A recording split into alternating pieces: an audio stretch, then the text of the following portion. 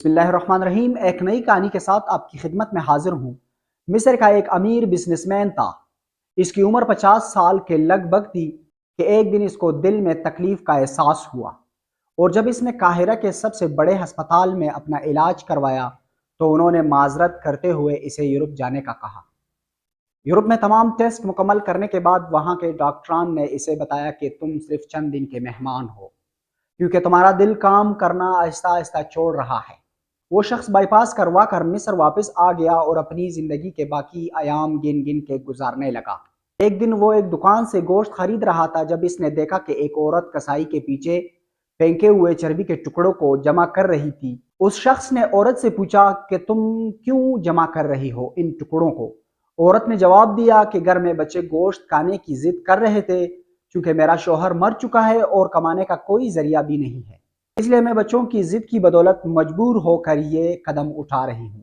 اس پھینکی ہوئی چربی کے ساتھ تھوڑا بہت گوشت بھی آ جاتا ہے جسے میں صاف کر لیتی ہوں اور بچوں کو کھلانے کے لیے تیار کرتی ہوں۔ بزنس مین کی آنکھوں میں آنسو آ گئے۔ اس نے سوچا میری اتنی دولت کا مجھے کیا فائدہ، میں تو اب بس چند دن کا مہمان ہوں، میری دولت کسی غریب کے کام آ جائے تو اس سے اچھا کیا ہو سکتا ہے۔ اس نے اسی وقت اس عورت کو کافی سارا گوشت خرید کر دے دیا اور کسائی سے کہا اس عورت کو پہچان لو، یہ جب بھی آئے اور جتنا بھی گوشت مانگے اسے دے دینا اور پیسے مجھ سے لے لینا۔ اس واقعے کے بعد شخص اپنے روزمرہ کی معمولات میں مصروف ہو گیا۔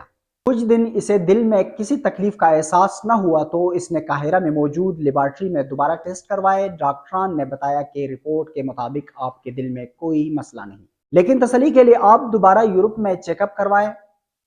وہ شخص دوبارہ یورپ گیا اور وہاں ٹیسٹ کروائے۔ رپورٹس کے مطابق اس کے دل میں کوئی خرابی سرے سے تھی ہی نہیں، اور اس سے پوچھا گیا کہ آپ نے ایسا کیا کھایا کہ آپ کی بیماری جڑ سے ختم ہو گئی؟ اسے وہ گوشت والی بیوہ یاد آئی اور اس نے مسکرا کر کہا علاج وہاں سے ہوا جس پر تم یقین نہیں رکھتے۔ بے شک میرے نبی محمد صلی اللہ علیہ وآلہ وسلم نے سچ کہا تھا کہ صدقہ ہر بلا کو ٹال دیتا ہے۔